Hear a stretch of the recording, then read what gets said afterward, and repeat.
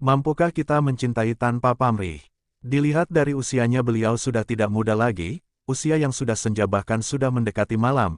Pak Suyatno 58 tahun kesehariannya diisi dengan merawat istrinya yang sakit, istrinya juga sudah tua. Mereka menikah sudah lebih 32 tahun. Mereka dikarunia 4 orang anak. Disinilah awal cobaan menerpa. Setelah istrinya melahirkan anak keempat, tiba-tiba kakinya lumpuh dan tidak bisa digerakkan. Itu terjadi selama 2 tahun. Menginjak tahun ketiga seluruh tubuhnya menjadi lemah bahkan terasa tidak bertulang, lidahnya pun sudah tidak bisa digerakkan lagi. Setiap hari Pak Suyatno memandikan, membersihkan kotoran, menyuapi, dan mengangkat istrinya ke atas tempat tidur. Sebelum berangkat kerja dia letakkan istrinya di depan TV supaya istrinya tidak merasa kesepian. Walau istrinya tidak dapat bicara tapi dia selalu melihat istrinya tersenyum. Untunglah tempat usaha Pak Suyatno tidak begitu jauh dari rumahnya sehingga siang hari dia pulang untuk menyuapi istrinya makan siang. Sorenya dia pulang memandikan istrinya, mengganti pakaian dan selepas maghrib dia temani istrinya nonton televisi sambil menceritakan apa-apa saja yang dia alami seharian. Walaupun istrinya hanya bisa memandang tapi tidak bisa menanggapi, Pak Suyatno sudah cukup senang, bahkan dia selalu menggoda istrinya setiap berangkat tidur. Rutinitas ini dilakukan Pak Suyatno lebih kurang 25 tahun, dengan sabar dia merawat istrinya bahkan sambil membesarkan keempat buah hati mereka. Sekarang anak-anak mereka sudah dewasa, tinggal si bungsu yang masih kuliah.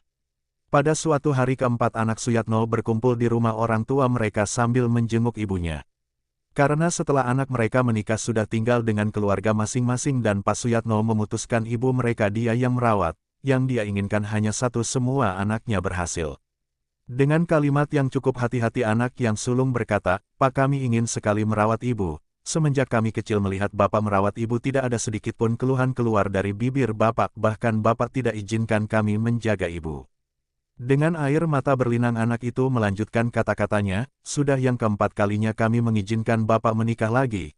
Kami rasa ibu pun akan mengizinkannya. Kapan Bapak menikmati masa tua Bapak dengan berkorban seperti ini? Kami sudah tidak tega melihat Bapak. Kami janji kami akan merawat ibu sebaik-baik secara bergantian." Pak Suyatno menjawab hal yang sama sekali tidak diduga anak-anak mereka. "Anak-anakku, jikalau perkawinan dan hidup di dunia ini hanya untuk nafsu, mungkin Bapak akan menikah, tapi ketahuilah dengan adanya ibu kalian di sampingku itu sudah lebih dari cukup. Dia telah melahirkan kalian." Sejenak kerongkongannya tersekat. "Kalian yang selalu kurindukan hadir di dunia ini dengan penuh cinta yang tidak satupun dapat menghargai dengan apapun. Coba kalian tanya ibumu apakah dia menginginkan keadaannya seperti ini. Kalian menginginkan Bapak bahagia. Apakah batin Bapak bisa bahagia meninggalkan ibumu dengan keadaannya sekarang? Kalian menginginkan Bapak yang masih diberi Tuhan kesehatan dirawat oleh orang lain. Bagaimana dengan ibumu yang masih sakit?" Sejenak meledaklah tangis anak-anak Pak Suyatno. Mereka pun melihat butiran-butiran kecil jatuh di pelupuk mata Ibu Suyatno. Dengan pilu ditatapnya mata suami yang sangat dicintainya itu. Sampailah akhirnya Pak Suyatno diundang oleh salah satu stasiun TV swasta untuk menjadi narasumber dan mereka pun mengajukan pertanyaan kepada Pak Suyatno kenapa mampu bertahan selama 25 tahun merawat istrinya yang sudah tidak bisa apa-apa. Di saat itulah meledak tangis beliau dengan tamu yang hadir di studio. Kebanyakan kaum perempuan pun tidak sanggup menahan haru. Disitulah Pak Suyatno bercerita, jika manusia di dunia ini mengagungkan sebuah cinta dalam perkawinannya, tetapi tidak mau memberi waktu, tenaga, pikiran, perhatian, adalah kesia-siaan. Saya memilih istri saya menjadi pendamping hidup saya, dan sewaktu dia sehat dia pun dengan sabar merawat saya, mencintai saya dengan hati dan batinnya bukan dengan mata, dan dia memberi saya 4 orang anak yang lucu-lucu.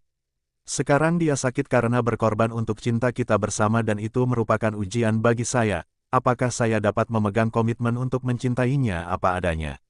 Sehat pun belum tentu saya mencari penggantinya apalagi dia sakit.